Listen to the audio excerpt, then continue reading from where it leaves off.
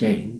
Human health doctor जी Chandra Mishra YouTube और daily motion पर हम और आप मिलते हैं और बात करते हैं आओ अपने शरीर से बात करें।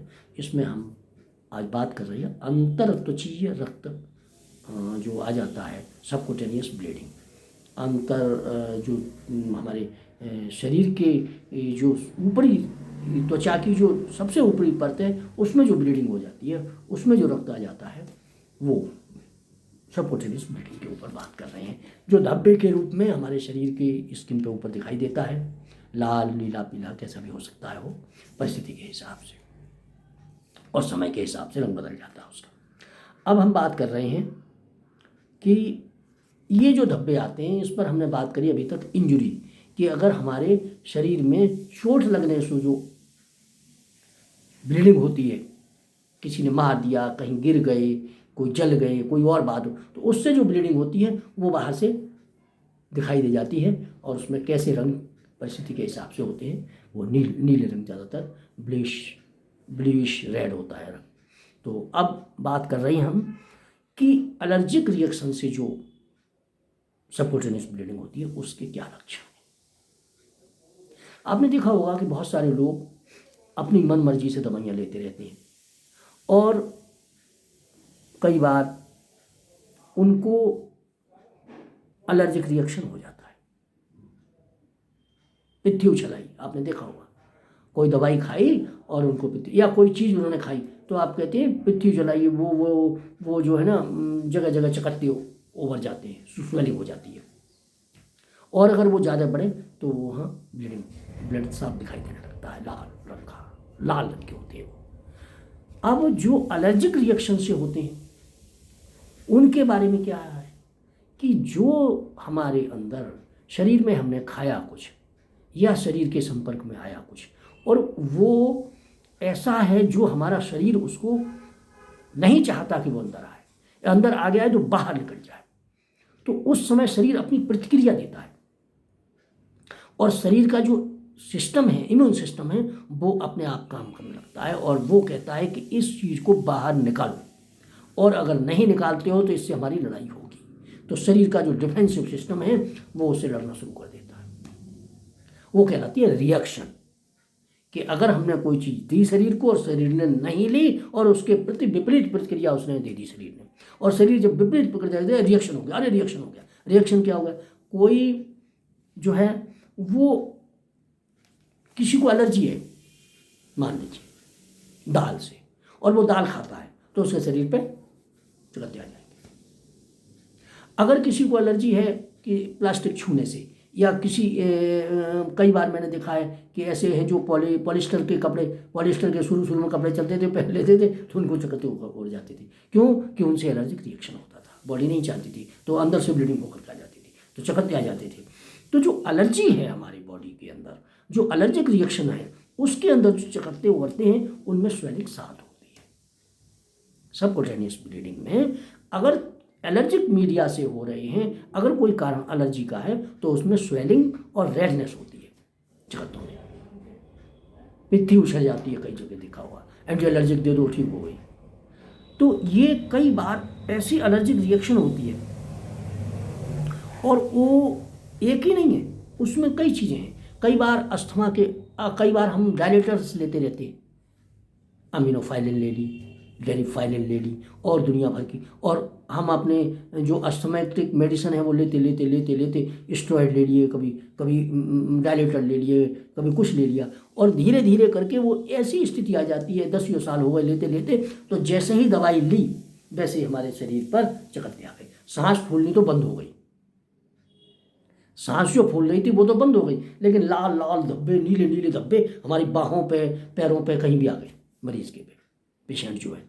अब जैसे ही वो दवाई खाता है उसको वो दबाई, वो सबकुटेनियस ब्लीडिंग जो है ना, वो एलर्जिक है कि आपने जो दवाई खाई है और उसको शरीर इतनी मात्रा में ले चुका है कि अब ज़्यादा बर्दाश्त नहीं कर सकता। आपने कोई दवाई खा ली, आपने दर्द की दवाई खा ली, और अगर आपको वो शरीर बर्दाश्त नहीं करता है तो आपके शरीर में पित्ती उछल जाएगी, चकत्ते आ जाएंगे। तो कोई भी दवाई जब रिएक्शन करती है और वो एलर्जिक रिएक्शन जब होता है, तो उस समय हमारे शरीर पर, चेहरे पर, शरीर पर, कहीं भी वो सबकुटेनियस ब्लीडिंग हो जाती है। और उस सबकुटेनियस ब्लीडिंग की वजह से हमें पता लगना चाहिए, हमारे मरीज को समझ लेना चाहिए कि ये जो दवाई हम खा रहे हैं या ये जो दवाई हमें कोई दूसरा दे रहा है या हम जानते नहीं हैं, ये वास्तव में हमारा शरीर बर्दाश्त नहीं कर रहा है और इसकी वजह से ये चकत्ते हो रहे हैं। अब हमें इस दवाई के अल्टरनेट के बारे में सोचना है। इस दवाई के बदले में अगर कोई दूसरी दवाई ले सकते हैं तो वो ले लें, क्योंकि इस दवाई की मात्रा अब जो है ना हमारे शरीर में रिएक्शन करने लगी है। और अब इसकी जगह हमें अल्टरनेट दवाई, कोई दूसरी दवाई ऐसी ली जाए जिससे कि वो काम भी हो जाए और वो एलर्जिक रिएक्शन ना हो। क्योंकि अगर वो एलर्जिक रिएक्शन बाहर ही नहीं हो रहा है, खास बात बता दूं कि जो बाहर चकत्ते पड़ रहे हैं वो केवल बाहर ही नहीं है, वो अंदर भी आपके सबकुटेनियस ब्लीडिंग अंदर भी हो सकती है। वो आपकी एक ऐसी स्टेज आ गई है, इमरजेंसी की खतरनाक स्टेज आ गई है कि बाहर जो ब्लीडिंग, अगर आपको अस्थमेटिक पेशेंट हैं, एलर्जिक रिएक्शन हो रहा है और रेगुलर आप नहीं ध्यान दे रहे हैं, तो वो अंदर भी ब्लीडिंग हो जाएगी कहीं, और वो अंदर ब्लीडिंग हो जाएगी तो आपको बहुत नुकसान उठाना पड़ेगा, जो सहज भरना नहीं है। तो जैसे ही बाहर चकत्ते आते हैं एलर्जिक रिएक्शंस के किसी दवाई के खाने से, उसे तुरंत रोक दें, उसे बदल दें, अपने फिजिशियन के पास जाएं, अपने डॉक्टर के पास जाएं और कहें कि जो साहब हमने ये दवाई खाई, या हम जो अस्थमा की आपने जो दवाई दी थी, आपने जो इंजेक्शन लगाया था, आपने जो एम्यूनोफाइलिन लगाया, आपने जो डेरिफाइलिन लगाया, आपने जो स्टेरॉइड दिया, आपने जो हमें दिया, हमारी सांस तो ठीक हो गई, सांस फूलना तो बंद हो गई डायलेटर जो दिया उससे, लेकिन हमारे बाहों पे चकत्ते जगह जगह उभर के आ गए। अब ये दवाई हमारा शरीर, आपको ये पता होना चाहिए अब शरीर हमारा इसके प्रति रिएक्शन कर रहा है, अब हमें ये दवाई नहीं खानी है, अब ये दवाई हमें नहीं। आप बाजार से लेके, अपने आप केमिस्ट से लेके कोई दवाई खाते हैं और वो अगर सबकुटेनियस ब्लीडिंग उसमें होती है तो वो बहुत बड़ा डेंजर है कि बाहर ही नहीं हो रही है, ये ब्लीडिंग अंदर भी हो जाएगी। आप कहोगे मैंने तो कुछ नहीं खाया, मैंने तो एक गोली खाई थी, मेरे यहाँ 2 चकत्ते हो रहे, उसके बाद मेरे बेहोशी आ गई, या मेरे उल्टी में खून आ गया, या मेरे लैट्रिन में खून आ गया, या मेरी आंखों में खून आ गया, खून उतर आया, लाल हो गई। तो ये केवल बाहर सबकुटेनियस नहीं है, ये शरीर के अंदर की जो बाहरी लेयर हैं, शरीर के अंदर जो अंग हैं, उनकी जो बाहरी लेयर हैं, उन पर भी इसका असर होता है। जैसे यहाँ हो रहा है ऐसे अंदर भी हो रहा है। अगर यहाँ नहीं फट पाया वो, तो अगर अंदर फट गया तो आपको खून की उल्टी हो जाएगी, आपकी आंखों में से आंखों में खून, आंखें लाल खून के रंग की हो जाएंगी एलर्जिक रिएक्शन में, आपके मुंह से खून आ सकता है, आपके कान से खून निकल सकता है, आपके नाक से खून आ सकता है। तो वो एलर्जिक रिएक्शन बहुत खतरनाक है। जब कोई दवाई खाते हैं आप अपने आप मत खाइए, फिजिशियन से पूछ के खाइए या संबंधित डॉक्टर से पूछ के खाइए। अगर अपने आप कोई दवाई लेते हैं, अपने आप का मेडिकेशन आपकी जान कभी भी ले सकता है, डरने की बात नहीं है। जो इसके बारे में थोड़ा बहुत जानता है, जो एलर्जिक रिएक्शन के बारे में जानता है, उसी के अंडर में आप दवाई लें, जिससे कि वो अगर कोई बात ऐसी आती है तो वो दवाई चेंज कर सके और उस रिएक्शन को रोक सके, वरना आपकी जान खतरे में आ जाती है।